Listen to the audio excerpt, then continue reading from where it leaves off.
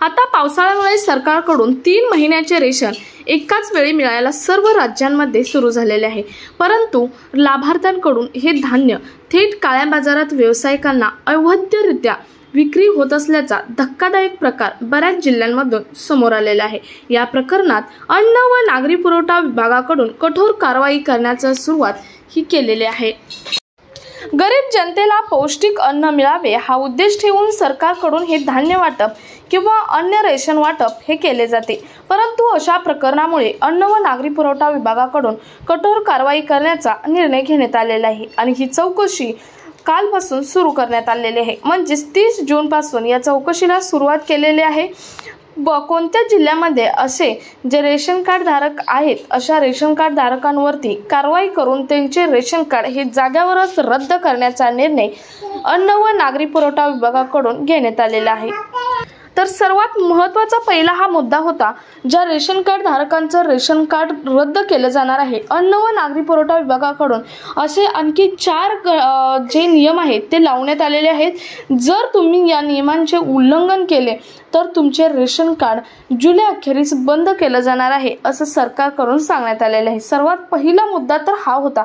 यानंतरचे 4 मुद्दे कोणते आहेत सरकारकडून आलेले आहेत ते पाहणारच आहोत। तत्पूर्वी तुम्ही जर आपल्या चॅनलवर नवीन असाल तर अशाच महत्त्वपूर्ण आणि गव्हर्नमेंटच्या नवनवीन अपडेटसाठी आत्ताच आपलं चॅनल सबस्क्राईब करा, शेजारील बेल आयकॉन सुद्धा ऑन करून ठेवा, म्हणजे असे महत्त्वपूर्ण आणि गव्हर्नमेंटचे नवनवीन अपडेट तुमच्यापर्यंत रेग्युलर पोहोचत राहतील।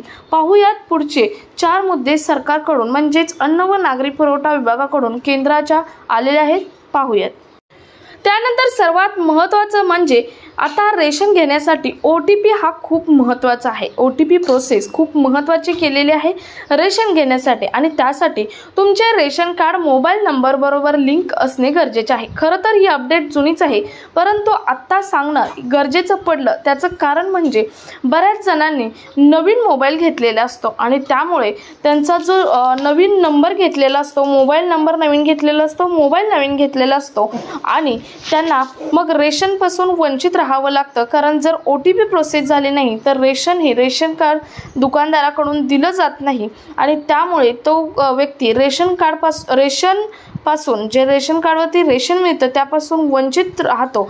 तर त्यांनी त्वरित रेशन दुकानामध्ये जाऊन तुम्ही जो नवीन मोबाईल नंबर घेतला आहे किंवा नवीन मोबाईल नंबर घेतला आहे तो रेशन कार्ड सोबत लिंक करून घेणे हे महत्त्वाचे आहे। त्यासाठी तुम्हाला रेशन कार्ड दुकानमध्ये जायचं आहे आणि रेशन कार्ड दुकानदाराला तुमचे जे काही नवीन नंबर आहे मोबाईल नंबर तो देऊन लिंक करायला सांगायचं आहे। तरच तुम्हाला जर तुम्ही तो लिंक केला तर तुम्हाला रेग्युलर OTP येत राहणार आहे।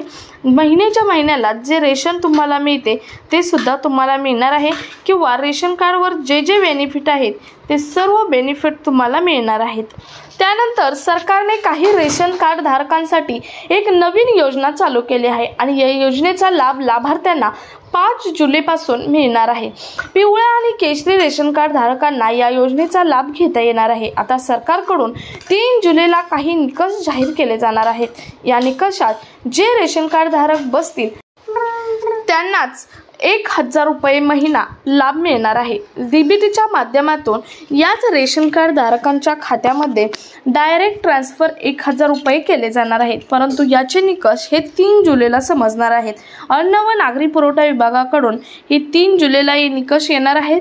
त्यावेळी आपल्या चॅनलवरती याचा व्हिडिओ येईलच, परंतु त्यासाठी तुम्हाला एक सेपरेट अर्ज भरणे सुद्धा महत्त्वाचे आहे। परंतु याची सर्व अपडेट ही 3 जुलैला मिळणार असल्याचे अन्न व नागरी पुरवठा विभागाकडून स्पष्ट करण्यात आलेले आहे।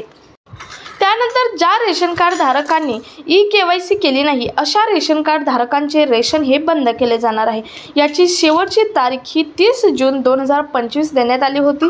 ज्या रेशन कार्ड धारकांनी 30 जून 2025 पर्यंत KYC केली नाही त्यांना इथून पुढे रेशन किंवा अन्य लाभ सुद्धा रेशन कार्डवरील मिळणार नाहीत।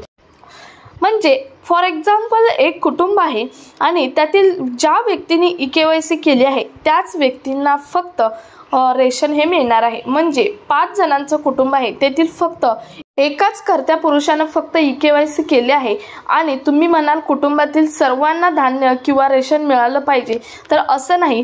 प्रत्येक कुटुंबातील प्रत्येक व्यक्तीची KYC करणे गरजेचे आणि जर तुम्ही ही ई-KYC 30 जूनपर्यंत केली असेल तरच तुम्हाला इथून पुढे रेशनचा लाभ हा मिळणार आहे। सरकारनं वेळोवेळी याची अपडेट दिली होती, तरीही बऱ्याच जणांनी अजून ई-KYC केलेली नाही। त्यामुळे ज्यांनी ई-KYC केले आहे त्यांनाच फक्त रेशनचा किंवा रेशन कार्डवरील सर्व जे बेनिफिट आहे त्याचा लाभ हा घेता येणार आहे। त्यानंतर जर तुमचे रेशन कार्ड अपडेट करणे हे महत्त्वाचे आहे, कारण जर तुमच्या रेशन कार्ड अपडेट नसेल तर तुम्ही रेशन कार्ड अपडेट करून घ्या। जर तुम्ही अपडेट केलं नाही तर तुमचे रेशन कार्ड रद्द होऊ शकते, कारण तुमच्या रेशन कार्डवरती अपडेट न केल्यामुळे मृत व्यक्तीचे नाव असू शकते आणि तुमचे रेशन कार्ड हे बोगस ठरून जाऊ शकते। त्यामुळे जर तुम्ही तुमचे रेशन कार्ड अपडेट केलं नसेल तर रेशन कार्ड अपडेट करून घ्या। फक्त मृत व्यक्तीच्या नावाबद्दलच नाही तर काही व्यक्तींच्या नावामध्ये सुद्धा चेंजेस झालेले असतात। काही व्यक्तींच्या नावामध्ये काही वेळा काहीतरी अदलाबदल झालेले असते। सो हे पूर्ण सरकारकडून सांगण्यात आलेलं आहे की हे पूर्णपणे टाळलं जावं, यासाठी तुमचं रेशन कार्ड अपडेट करून घेणं हे महत्त्वाचं आहे। आणि जर तुम्ही अपडेट केलं असेल तरच तुम्हाला रेशनचा लाभ मिळणार आहे, अन्यथा रेशन कार्ड हे रद्द केलं जाणार आहे। असे रेशन कार्ड बोगस समजून रद्द केलं जाणार असल्याचे सांगितले आहे।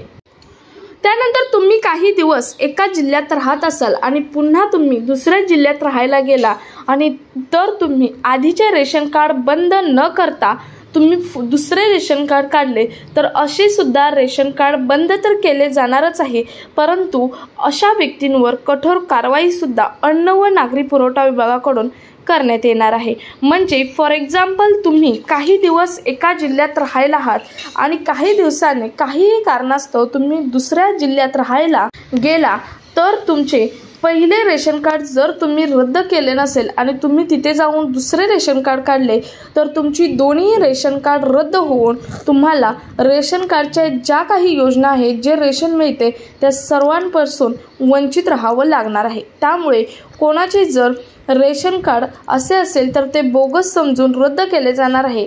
त्याआधीच तुम्ही पहिले रेशन कार्ड हे बंद झाले आहे का नाही याची चौकशी करून घ्या आणि जर नसेल रद्द झाले तर त्वरित ते रेशन कार्ड आहे ते रद्द करून घ्या आणि फक्त एका जिल्ह्यात एकच रेशन कार्ड सुरू ठेवा। त्यानंतर आता सरकारच्या सर्वच योजनांसाठी आयकर विभागामार्फत चौकशी चालू आहे। आता तुम्ही पाहिलं असेल लाडकी बहीण योजनेसंदर्भात सुद्धा आयकर विभागामार्फत चौकशी चालू आहे। जे रेशन कार्ड धारकांचे उत्पन्न हे 2.5 लाखांपेक्षा जास्त आहे आणि तरीही पिवळे आणि केशरी रेशन कार्ड वापरत असतील तर अशांचे रेशन कार्ड बंद केलं जाणार आहे।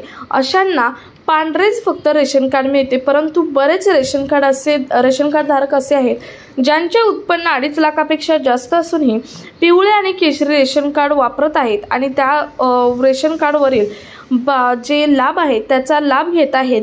तर अशा रेशन कार्ड धारकांची चौकशी करून अशा रेशन कार्ड धारकांचे रेशन कार्ड हे बंद केले जाणार आहेत।